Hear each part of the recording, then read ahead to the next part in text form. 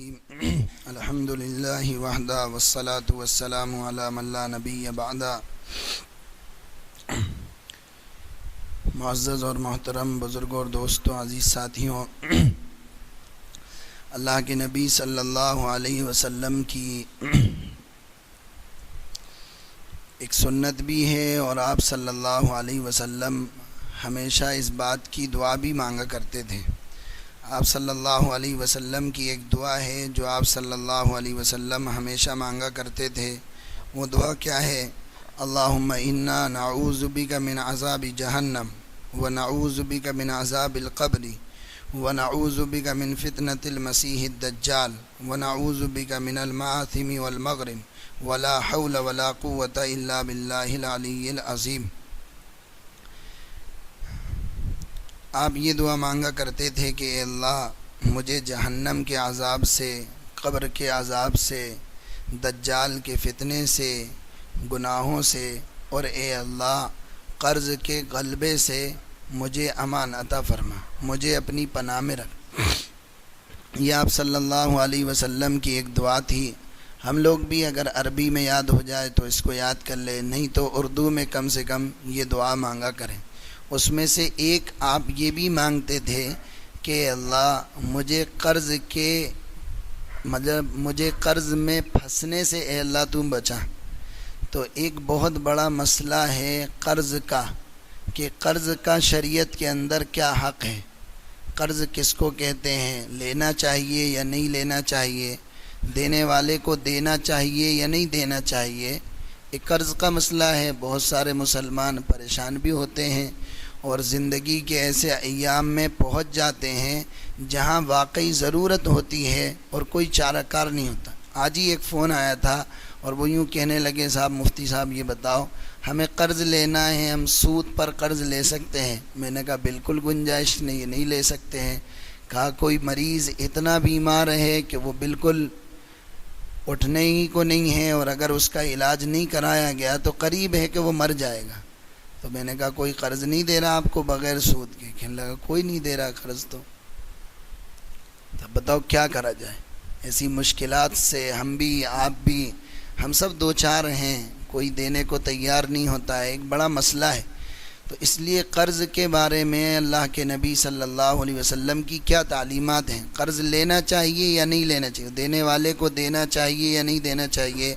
اللہ کے نبی صلی اللہ علیہ وسلم اس قرض میں پھنسنے سے اپنی دعا مانگا کرتے تھے کہ اے اللہ قرض کی مشکلات میں پھنسوں، اے اللہ تو مجھے اس سے پناہ عطا فرما۔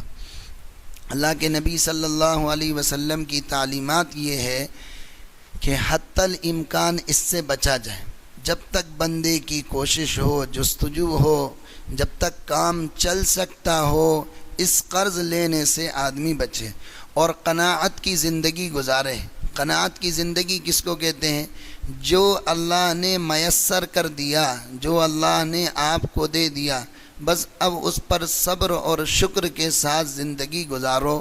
اپنے سے اوپر والوں کو مت دیکھو، اپنے سے نیچے والوں کو دیکھو گے تو زندگی سکون کی گزرے گی۔ عبداللہ ابن مبارک رحمۃ اللہ علیہ کا نام نامی، اس میں گرامی آپ سب نے سنا ہوگا۔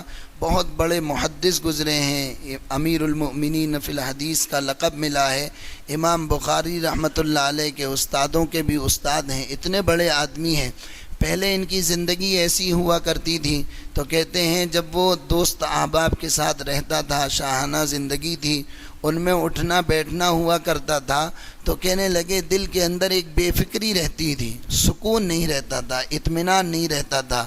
تو کسی نے پوچھا کہ حضرت کیوں؟ کہا جب مجلس میں بیٹھتا تھا، دوست احباب بیٹھے ہوتے تھے، تو میں جو جوڑا پہنے ہوا ہوتا تھا وہ 500 درہم کا ہوتا تھا، لیکن جب سامنے سے دوست چل کے آتا تھا تو اس کا جوڑا 800 درہم کا ہوتا تھا۔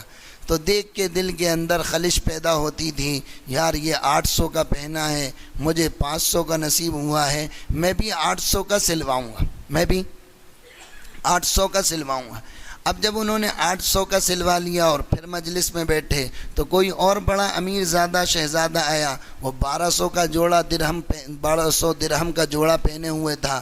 تو اب ان کے دل کے اندر پھر وہ خلش پیدا ہوئی کہ یار میرا تو 800 کا ہے اور اس کا تو 1200 کا ہے۔ تو کہنے لگے دل متفکر رہتا تھا، سکون اور اطمینان دل کے اندر نہیں رہتا تھا، اندر ہی اندر کڑتا رہتا تھا، اندر ہی اندر جلتا رہتا تھا، اندر ہی اندر بھونجتا رہتا تھا کہ یار یہ مجھ سے اچھا پہنے ہوئے ہیں، یہ مجھ سے اچھی۔ آج ہم اپنے معاشرے میں دیکھیں، یار میرے پاس تو سائیکل ہے، وہ تو بائک سے جاتا ہے، بائک کی جستجو میں اور بائک کی کوشش میں لگ گیا، بائک والا 4 ویل کے اس میں لگ گیا، جس کے پاس 4 ویل سیکنڈ ہینڈ ہے وہ نئی کی فراق میں لگا ہوا ہے، جس کے پاس نئی ہے وہ پجیرو کے فراق میں لگا ہوا ہے، جس کے پاس پجیرو ہے وہ اس سے اونچے کی فراق میں لگا ہوا ہے۔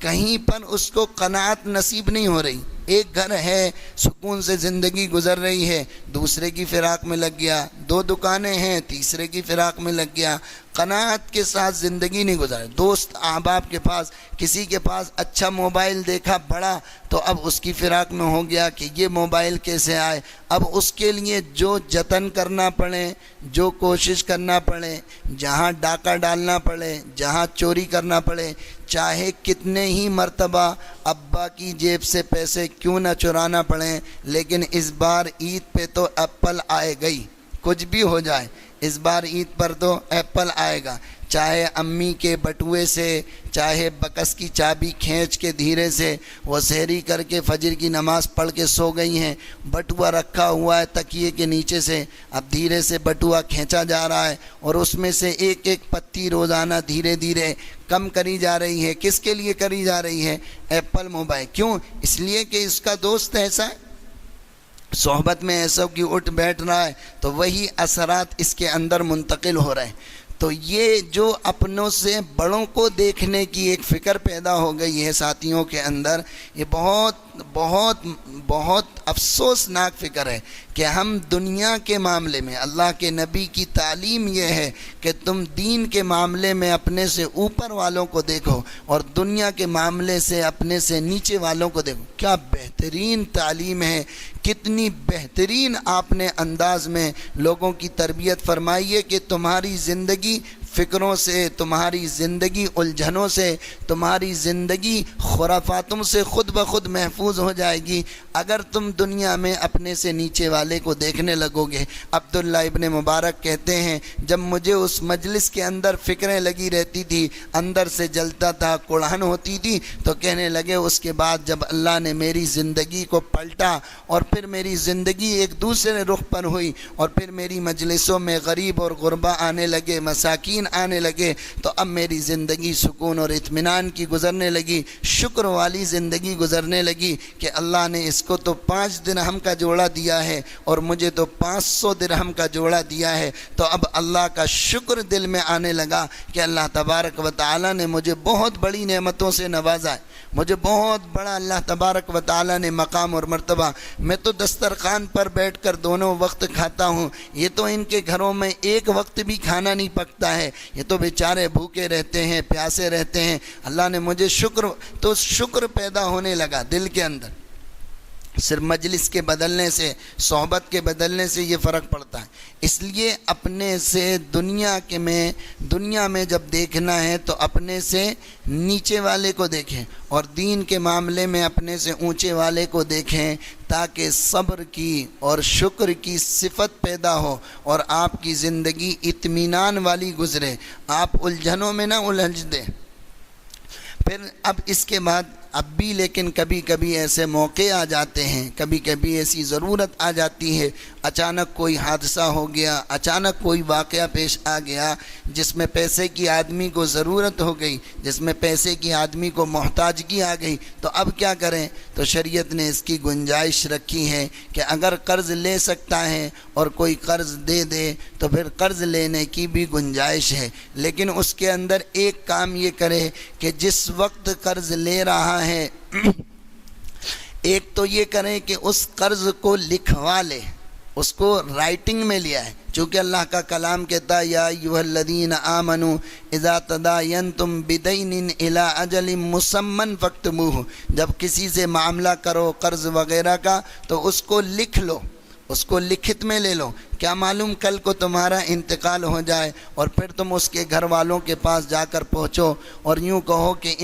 میرا تو ان کے اوپر قرض تھا وہ ادا کرو، تو گھر والے کے کہاں کون ثبوت کون گواہ، تو آپ کا پیسہ چلا جائے گا۔ تو شریعت کی تعلیم یہ ہے کہ جب کسی سے کوئی لین دین کا معاملہ کرو تو اس پر گواہ کر لو تاکہ آپ کو سکون اور اطمینان کی زندگی۔ کوئی بھی ایسا معاملہ کرو، کسی پاس کوئی امانت رکھوا رہے ہو اس پر بھی کسی دو آدمیوں کو گواہ بنا لو، کسی سے کوئی چیز لے رہے ہو اس پر بھی کسی دو آدمی کو گواہ بنا لو، کسی کو کوئی چیز دے رہے ہو اس پر بھی کسی کو گواہ بنا لو، ورنہ ہوتا یہ ہے کہ جب کئی سال گزر جاتے ہیں تو وہ آدمی کہتا ہے میاں کب دیے تھے، ہم تو بھول ہی گئے، ہم نے تو آج تک آپ سے نہیں لیے، بتاؤ کون گواہ، کون سا دن تھا، کون سی تاریخ تھی، مجھے تو یاد نہیں، اور آپ کہتے ہو تو غور کرو، اب میں تو نہیں جانتا بالکل بھی آپ نے کبھی مجھے پیسے دیے، تو اب آپ اندر کڑ رہے ہو، اب آپ کی دوستی کے اندر فرق پیدا ہو رہا، اس لیے شریعت نے کہا کہ اس کو لکھ لو، ایک کام تو یہ۔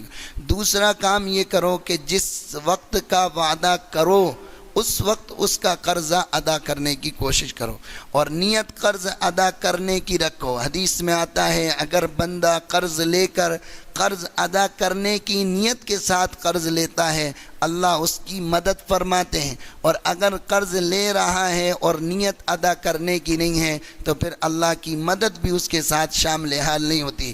اس لیے کسی سے قرض لو تو پھر اس میں دینے کی نیت کرو، اور جو وعدہ کرا ہے اس وعدے پر ادا کرنے کی پوری کوشش کرو، پوری تیاری کرو۔ لیکن خدا نخواستہ ہو سکتا ہے حالات ایسے پیدا ہو جائیں کہ جو تاریخ طے کری تھی اس تاریخ پر نہیں بن پایا، کام نہیں ہو پایا، تو اب ایسا ہرگز نہ کرو کہ اپنا موبائل بند کر لو اور اس کا نمبر بلیک لسٹ میں ڈال دو، وہ فون لگا کے پریشان ہوا جا رہا ہے، گھر پہ جا رہا ہے، آپ سے کہہ رہا فلاں صاحب ہیں، نہیں صاحب وہ تو نہیں ہیں، وہ تو کہیں باہر چلے گئے، امریکہ افریقہ چلے، کہیں امریکہ افریقہ نہیں گئے، گھر کے اندر بیٹھے ہوئے ہیں وہ تو صاحب کہیں بھی نہیں گئے، آپ نے اس کا نمبر بلیک لسٹ میں ڈال دیا، وہ بیچارہ پریشان ہو رہا، گھر کے چکر کاٹ کے آپ کا روڈ میں گڈھے پیدا کر دیے اس نے، لیکن آپ نہیں، اس سے بالکل چھپو نہیں، چھپانے کا کام نہیں، بلکہ اس کے پاس جاؤ، اس سے ملاقات کرو اور اس کو یوں کہو بھائی جان میں نے آپ سے قرض لیا تھا، میں بالکل اس پر شرمندہ ہوں، نادم ہوں، میں نے یہ تاریخ طے کری تھی، میں اس تاریخ پر آپ کا قرض ادا نہیں کر سکا، میں برائے مہربانی میں آپ سے کچھ مہلت اور مانگتا ہوں، آپ مجھے 15 دن کی اور مہلت دے دو، میں آپ کے پیسے ادا کر دوں گا، میں آپ کا قرض ادا کر دوں گا، میں آپ کے پیسوں کو لوٹا دوں گا۔ اس نے 15 دن کی مہلت دے دی تو اس کو اور اجر ملے گا، اس کا ثواب بڑھے گا، 15 دن کا اور اس کو ثواب ملے گا۔ پھر اگر 15 دن پر نہیں ہو پایا تو موبائل بند مت کرو، اپنے گھر کا پتہ مت بدلو، اس سے بول چال ختم مت کرو، پھر اس کے پاس جاؤ اور اس سے یوں کہو جناب میں بالکل آپ کا پیسہ دینے والا تھا، میرا کام اٹکا ہوا ہے، میں پھر آپ سے وعدہ کرتا ہوں آپ مجھے 10 دن کی مہلت دو، جب میرا ہو جائے گا میں انشاءاللہ آپ کا پیسہ ضرور لوٹا دوں گا۔ حدیث میں آتا ہے کہ اگر بندہ پیسے کو صدقہ کرے، اگر پیسے کو صدقہ کرتا ہے تو 1 کا 10 گنا ثواب ملتا ہے۔ کتنا ملتا ہے؟ 1 کا 10 گنا ثواب۔ یہ تو سنی نا روایت، 1 کے 10۔ اور اگر قرض دے تو پھر 1 کا 18 گنا ثواب ملتا ہے۔ اللہ تعالیٰ ثواب کو بڑھا دیتا ہے کہ اس میں ایک مسلمان کی معاونت ہوتی ہے، اس کے اندر ایک مسلمان کی مدد ہوتی ہے، لیکن یہ جب ہی ہے جب لینے والے کی دل کے اندر نیت ہو۔ مہلت پر بھی اللہ تبارک و تعالی ثواب دے گا، مہلت پر بھی اللہ تبارک و تعالی آپ کی مدد فرمائے گا۔ جو شخص یہ چاہتا ہو کہ اللہ تبارک و تعالی قیامت کے دن اس کی تنگیوں سے اور اس کی پریشانیوں سے اس کو نکال لیں تو وہ قرض دار کو مہلت دے، تو اللہ تعالیٰ اس دن کی تنگی سے اور پریشانی سے اللہ تبارک و تعالی اس کو نکال لیں گے۔ تو ایک کام تو یہ ہے کہ اگر قرض جس تاریخ کو لیا ہے، پہلا تو کام یہ کریں کہ جس سے قرض لے رہے ہیں اس سے لکھوا لیں، پھر تاریخ متعین کر لیں، اور آپ کو امید ہے کہ میں 2 مہینے میں اس کا قرض ادا کر دوں گا، تو 2 مہینے کی مہلت مت مانگو، 3 مہینے کی مہلت مانگو۔ 3 مہینے کہو کہ میں 3 مہینے میں آپ کا قرض ادا کر دوں گا۔ اس سے فائدہ یہ ہوگا کہ 2 مہینے میں ہو سکتا ہے کر پاؤ نہیں کر پاؤ، لیکن 3 مہینے میں یقینی ہے کہ آپ کر دو گے۔ 2 مہینے میں ہو جائے تو اس کو جا کر دے دو گے تو وہ خوش ہو جائے گا، او بھائی 3 مہینے کی بات کری تھی 2 مہینے میں ہی لوٹا دیا، 5,000 مانگے تھے، اگلی بار جاؤں گے 10,000 خوشی سے آپ کو دے گا۔ لیکن ہوا کیا، آپ نے 2 مہینے کی مہلت مانگی اور دیا نہیں، ٹالم ٹول کر دی، تو پھر دقتیں کھڑی ہو جائیں گی، پھر اگلی بار وہ آپ کو قرض نہیں دے گا۔ لہذا جو زندگی نہیں گزر رہی ہے اور قرض بالکل ضروری ہو گیا ہے، تو پھر وہ نیت کریں کہ کسی سے اگر قرض لیں، اور قرض بھی سود اور بیاج پر نہیں لیں، اپنے کسی ساتھی سے، اپنے کسی رشتہ دار سے، اپنے کسی ملنے والے سے کہیں، اس کو سمجھائیں، اس کو بتائیں، اور بالکل جب زندگی ناگزیر ہو جائے، بالکل جب زندگی کا پہیہ نہ چل سکے، اس وقت یہ حالت ہے، اس وقت یہ احکام ہے کہ اس وقت آپ جا کر قرض لیں۔ اس کی بالکل بھی شریعت میں گنجائش نہیں، اس کی بالکل بھی شریعت میں اجازت نہیں ہے کہ آپ اپنی زندگی کو رنگ روغن لگانے کے لیے، اپنی زندگی کے اندر خوشنما ماحول پیدا کرنے کے لیے، اپنی زندگی کے اندر 4 چاند لگانے کے لیے، اپنے کپڑوں کو اسٹائل والا بنانے کے لیے، اپنی گاڑی کو اسٹائل والا بنانے کے لیے، آپ اپنے رہن سہن کو بڑے بڑے لوگوں کو دیکھا دیکھی کر کے ان کی طرح کرنے کے لیے آپ قرض لیں، اس پر نہ اللہ کی طرف سے آپ کی مدد ہوگی، اور نہ شریعت میں ایسے شخص کو قرض لینے کی گنجائش ہے کہ جو اپنے ماحول کو اچھا اور خوبصورت بنانے کے لیے قرض لے۔ حضرت علی رضی اللہ تعالیٰ عنہ کہتے ہیں، میں نے حضرت عمر کو طواف کرتے ہوئے دیکھا، اور ان کے کرتے کے اندر 21 پیوند تھے، 21 پیوند، اور اس میں کئی پیوند چمڑے کے تھے۔ تو زندگی کو خوشنما بنانے کے لیے کہ صاحب کپڑا تو بس اب ریمنڈ کا ہی پہنا جائے گا، اس کے علاوہ کوئی کپڑا نہیں ہے، جوتے تو اس بار ریبوک کے ہی آئیں گے اور کوئی سے جوتے نہیں آئیں گے، گھر میں فاقے چل رہے ہیں، گھر میں ماں بہن آپ کے لیے برتن دھلنے جا رہی ہیں، ماں بہن وہ سلائی کر کر کے پیسے کما رہی ہیں، اور آپ اپنے دوستوں کے ساتھ رہ کر اور ان کی عیش و عشرت کو دیکھ کر آپ ہوٹل کے اندر جاتے ہیں، اور وہ کھانا آیا اور بل کون پیمنٹ کرے گا؟ ارے صاحب میں کروں گا، میں ہوں نا شہنشاہ کا بیٹا، یہ نکالے اس نے اپنے لیے 10,000 کی گڈی، اور یہ اس نے پیمنٹ کی، یہ شہنشاہی دکھانے کے لیے یا اپنی بڑائی دکھانے کے لیے ہوٹل میں چائے پینے کے لیے گئے، بل آیا، کون دے گا؟ میں ادا کروں گا، بل پیمنٹ کرنا، گھر پہ فاقے چل رہے ہیں، ماں بہن بیٹیاں رو رہی ہیں، وہ دوسروں کے یہاں برتن دھل رہی ہیں، وہ جا کر کپڑے سل رہی ہیں لوگوں کی، اور آپ کی زندگی ایسی عیش والی ہے، جب آپ گھر سے نکلتے ہو تو بغیر وہ پرفیوم لگائے، بغیر خوشبو لگائے آپ گھر سے آگے نہیں بڑھتے ہو۔ آپ کے سر میں ڈلنے والا شیمپو مہینے کا 100 روپے کا آتا ہے، آپ کا پرفیوم 300 روپے کا آتا ہے، آپ کے جوتے سال کے اندر 3 بدلے جاتے ہیں، 1500 2,000 کے آپ جوتے پہنتے ہو، آپ کے موزے ایسے ہوتے ہیں، آپ کا چشمہ 500 روپے کا ہوتا ہے، آپ کی گاڑی میں پیٹرول پورا ٹینک بھرا رہتا ہے، گھر میں فاقے چل رہے ہیں، ماں بیٹی کی شادی کے لیے پیسے جوڑ کے رکھ رہی ہے، اور آپ کیا کر رہے ہیں؟ آپ اس کے پیسے کو چرا کے اپنی عیش و عشرت کی زندگی گزارنے کے لیے آپ اپنے ماں باپ کو دھوکہ دے رہے ہیں۔ آپ کے دوست کے چند کیا مل گئے، آپ یوں سوچ رہے ہیں کہ آپ بل گیٹس کے بیٹے بن گئے؟ نہیں میرے عزیز دوستوں اور ساتھیوں، جیسی جتنی چادر ہے اتنا پیر پھیلاؤ، چادر سے آگے پھیلانے کی ضرورت کیا ہے؟ کیوں شاہانہ زندگی گزار رہا ہو؟ اگر اللہ نے وسعت دی ہے سائیکل کی، سائیکل پر چلو، بالکل بھی اس میں جھجک محسوس نہ کرو کہ لوگ کیا کہیں، کہنے والے تو کیا کہتے رہیں گے، ان کہنے والوں کی وجہ سے تھوڑی کوئی چیز ہوگی۔ بائک کی استطاعت ہے تو بائک پر چلو، 4 ویلر کے خواب مت دیکھو، اور ان کو دیکھ کر للچائی ہوئی نظروں سے مت دیکھو۔ یہ قناعت کی زندگی بسر کرنے کی، سادگی والی زندگی بسر کرنے کی کوشش کرو۔ جتنی سادگی کے ساتھ زندگی گزارو گے۔ قرض کس لیے لیے جا رہا ہے صاحب؟ بیٹے کی شادی ہے تو کیا کرنا ہے؟ پریم شری کو کرنا ہے صاحب، بغیر پریم شری کی کیسے کام چلے گا؟ نولوک کو کرنا ہے صاحب، اب تو نولوک کے بغیر تو کہاں معاشرے میں ہمارا کوئی نام ہی نہیں ہوگا، سوسائٹی میں ہمیں کوئی پوچھے گا نہیں۔ وہ یہ کون سا ہے؟ یہ کینڈ میں ماں شاردا، ہاں ماں شاردا کو کرنا ہے، اس کے بغیر اب کہاں کام چلے گا صاحب؟